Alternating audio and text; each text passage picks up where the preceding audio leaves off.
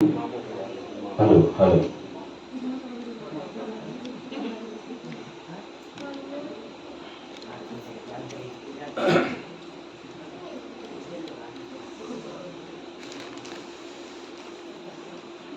बोली जयकारा बोल मेरे श्री गुरु महाराज की, सच्चे दरबार की। सत्यम बोधमयम नरूपममलम प्रतीक्ष्मेव सर्वेश्वरम रत्नमंडित शिशुमुक्तम श्वेताम्रे शोभितम मुक्तामाल विभूषितम च हृदयसिंहासने संस्थितम भक्तानां वरदं प्रसन्नवदनं श्री सद्गुरु नौम्यहम् श्री सतगुरु नौम्यहम्। बंधु चरण सरोज गुरु मुद मंगल आगार जे ही सेवत नर होत है भव सागर से पार। सब धरती कागद करूं लेखनी सब बन रहे सात समंदर मसी करूं तो भी गुरु गुण लिखा ना जाए। मैं अपराधी जन्म का नक्शिक भरा विकार तुम दाता दुख भंजना मेरा करो उद्धार। तुम दाता दुख भंजना मेरी करो संभाल। भक्ति दान मोहे दीजिए गुरुदेवन के देव और कछु न चाहिए निस दिन तुम्हारी सेव और कछु न चाहिए हर पल तुम्हारी सेव। गुरु जी को सिर पर राखिए चलिए आज्ञा माही कहे कबीर तिस दास को तीन लोक डर नहीं।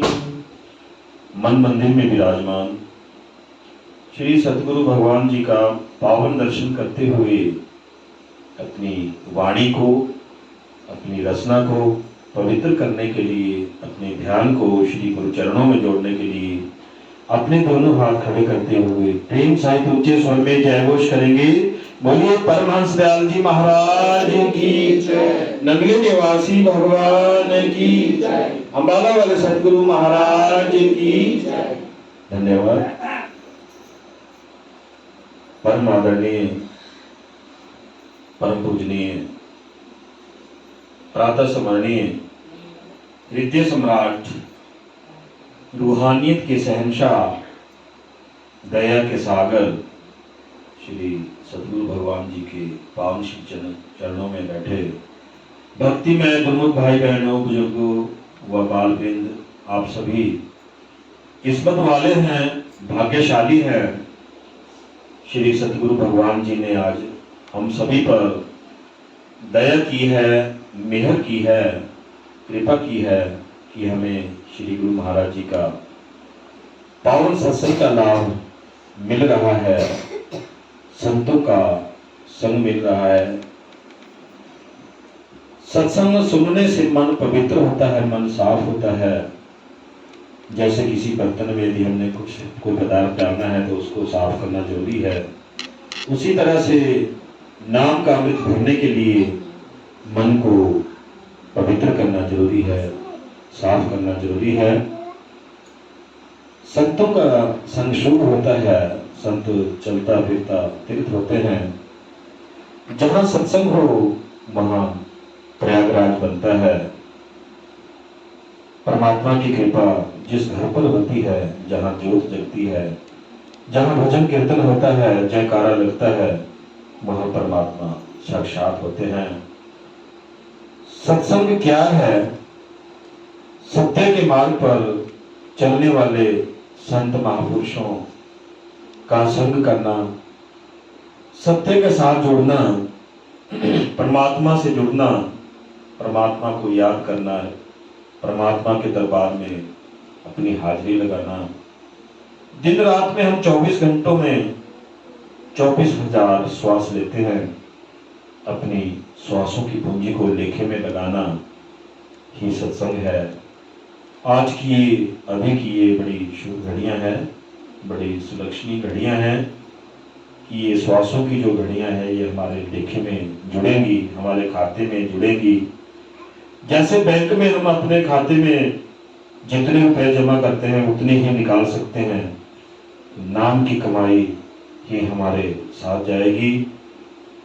सत्संग उसे जानिए जिथे एको नाम बखानिए, कि सत्संग वो है जहां केवल नाम की चर्चा हो, नाम का वर्णन हो, नाम का गुणगान हो, शब्द की महिमा की व्याख्या की जाए। जहां नाम का बखान हो वही सत्संग है। सत्संग में आने के क्या लाभ हैं? सत्संग में आने से पुण्य बनते हैं।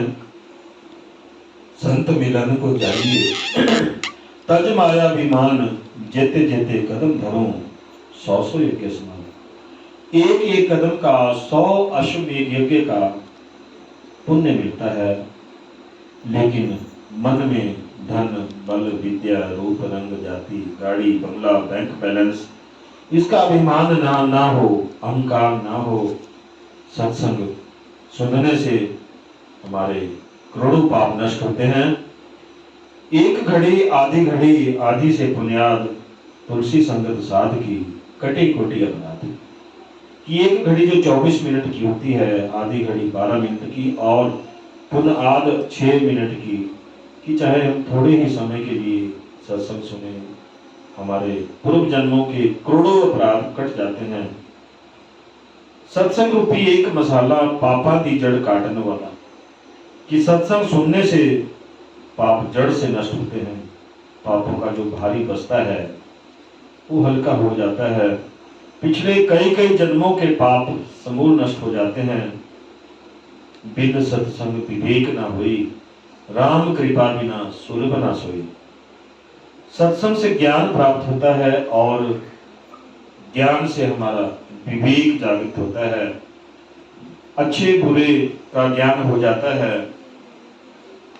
84 लाख योनियों में केवल मनुष्य जून ही सिरमौर जून है, सर्वश्रेष्ठ जून है। जो सत्संग सुन सकता है, वेद पुराण पढ़ सकता है, लेकिन सत्संग केवल परमात्मा की कृपा से ही मिलता है। कृपा होए जिस पार ब्रह्म, हुए साधु संग, ज्यों ज्यों बढ़ाइए त्यों त्यों हर्षाए रंग। साध संगत जी, सत्संग हमारे प्रारब्ध में नहीं होता। यदि परमात्मा कृपा करे तभी हमें सत्संग सुनने को मिलता है। जितना हम सत्संग सुनते जाते हैं उतना ही हमारे मन में परमात्मा के प्रति प्रेम बढ़ता जाता है, भक्ति का रंग चढ़ता जाता है। सुतधारा लक्ष्मी पापी के घर भी हुए, संत समागम हरि कथा तुलसी दुर्लभ हुए। धन संपत्ति जमीन पुत्र जायदाद ये तो कहते पापी के घर भी होते हैं, लेकिन संतों का सानिध्य और सत्संग ये दोनों मिलने बड़े कठिन है, ऐसा तुलसीदास जी ने कहा है। सत्संग उसे जानिए जिथे को नाम बखानिए, कि सत्संग में हम किस नाम की बात करते हैं, किस नाम की चर्चा करते हैं। आइए इस पर विचार करते हैं। ये नी तेरा देश वो मना परदेशिया। साध संगत जी, ये काल का देश है, 3 लोक तक काल का ही राज है। ये पराया देश है, ये संसार एक सराय है, ये संसार एक धर्मशाला है, जहां लोग थोड़ी देर के लिए ठहरते हैं फिर अगली यात्रा पर निकल जाते हैं। इस संसार रूपी सराय में जो लोग पहले आए थे, पहले ठहरे थे, वो निकल गए। जो अभी आए हैं, अभी इस संसार रूपी सराय में ठहरे हैं, वे भी अपने श्वासों की पूंजी खत्म हो जाने पर अगली यात्रा पर निकल जाएंगे। ये संसार ऐसे ही चल रहा है। साध संगत जी, हम सभी इस संसार की 84 की जेल में कैद हैं। काल निरंजन ने सभी जीवों को कर्म जंजीर में बांध रखा है। कर्म जंजीर बांध्य संसारा, पुनि हम ऐसा जाल पसारा। 360 पैंठ हम लाई, तामे सकल जीव उलझाई। तिस पर काम क्रोध डारी, आशा तृष्णा सब पे भारी, तापर किनो इक हम काजा, पाप पुण्यो थाप्यो हम राजा, शुभ अशुभ दोई हम साजा, ऐसा अलख निरंजन राजा। सासंग जी, हमारी आत्मा जन्म मरण के आवागमन में जकड़ी हुई है। हम सभी अपने अपने कर्म बंधनों में जकड़े हुए हैं। भगवान काल निरंजन और अपने भाई ज्ञानी जी से वार्तालाप करते हुए बोले कि मैंने पूरे संसार को कर्म जंजीर में बांध रखा है, मैंने कर्म बंधन में सभी जीवों को उलझा रखा है। भगवान काल निरंजन कहते हैं कि मैंने सभी जीवों के अंदर काम और क्रोध को भी पैदा कर रखा है। सभी जीव आशा और तृष्णा में जकड़े हुए हैं। सभी जीवों पर पाप पुण्य भी मैंने थोप रखा है और पाप पुण्य का शुभ अशुभ फल भी मैं उन्हें देता हूँ। कोई भी जीव पाप करे तो उसके लिए नरक के दरवाजे हमेशा खुले ही रहते हैं, लेकिन यदि कोई जीव पुण्य कमाता है तो उसे स्वर्ग मिल जाता है और पुण्य खत्म हो जाने पर, पुण्य क्षीण हो जाने पर दोबारा फिर उस जीव को मृत्यु लोक में आना पड़ता है। और इसी तरह से पापी भी अपने पाप की सजा भोगकर दोबारा इस मृत्यु लोक में जन्म ले लेता है। और यदि कोई जीव बहुत ही अच्छे कर्म करता है तो मैं उसे बैकुंठ लोक अर्थात विष्णु लोक को भेज देता हूँ। और जैसे ही उस जीव के पुण्य खत्म हो जाते हैं फिर से इस मृत्यु लोक में जन्म लेना पड़ता है। सासंग जी, स्वर्ग, नरक, बैकुंठ ये सभी भोग योनियां हैं। ये सब काल निरंजन और आदि शक्ति की रचना है। कोई भी जीव काल और माया के चक्रव्यूह से बाहर नहीं आ सकता। केवल सतगुरु ही हमारी जमानत देकर हमें काल निरंजन की कैद से मुक्त करवा सकते हैं।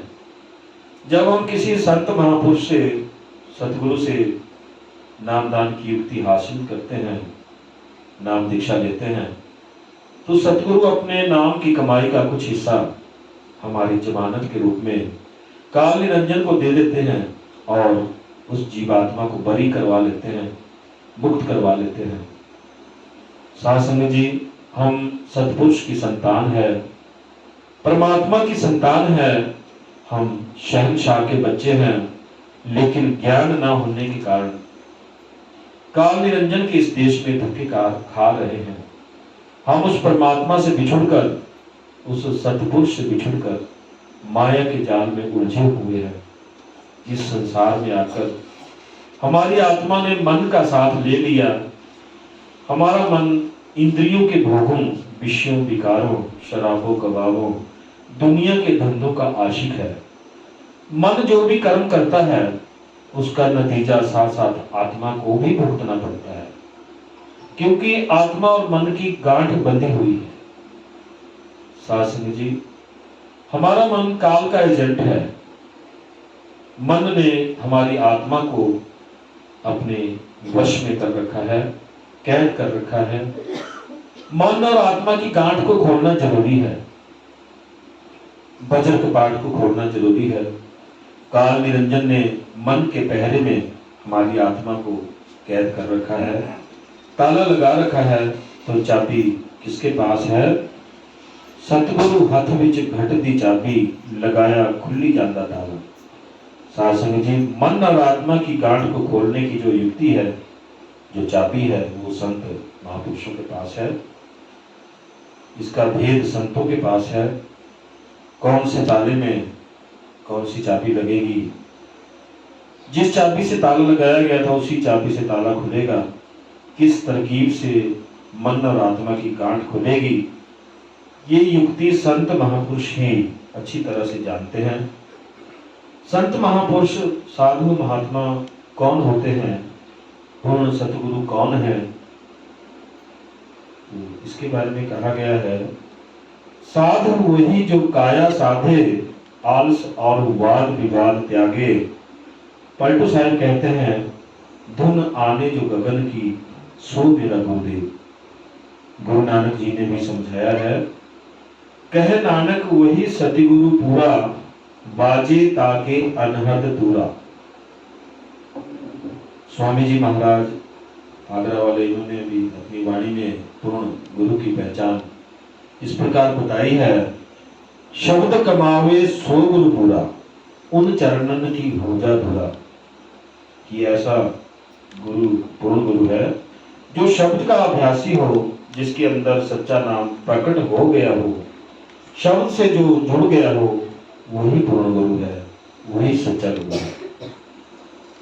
झूठा गुरु अजगर भयो, झूठा गुरु अजगर भयो, लख 84 जाए, चेला सब चिट्टी भयो, नोच नोच के खाए।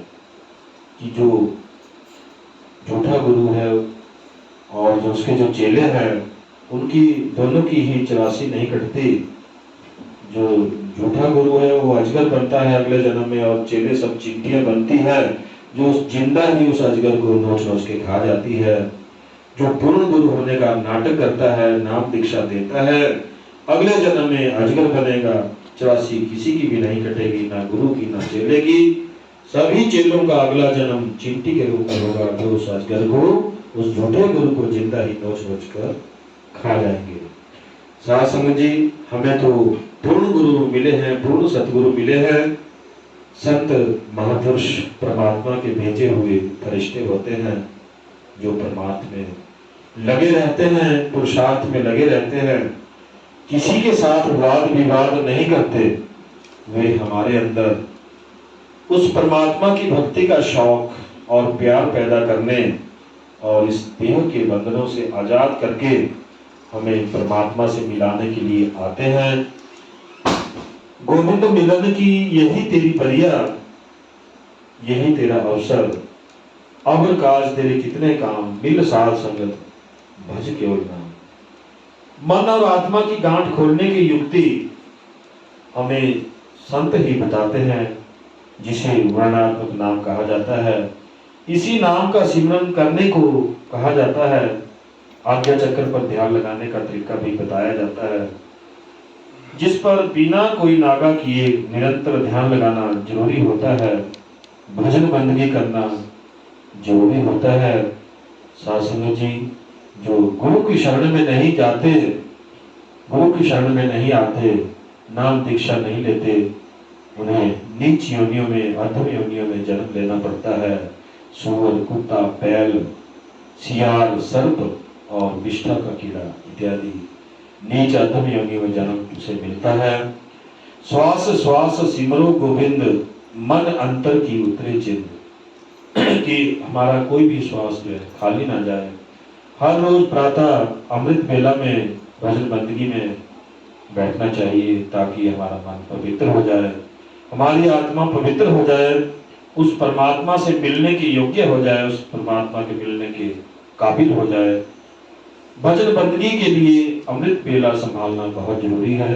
प्रातः 3 बजे उठकर भजन बंदगी का अभ्यास करते रहना चाहिए, ताकि हमारे अंदर वो सच्चा नाम प्रकट हो जाए, असली शब्द प्रकट हो जाए, शब्द गुरु प्रकट हो जाए, धुनात्मक नाम प्रकट हो जाए।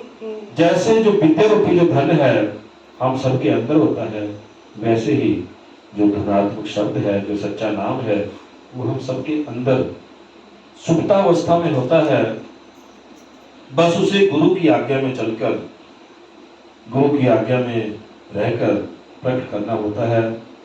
अंतर के पट खोल रे तोहे पिया मिलेंगे।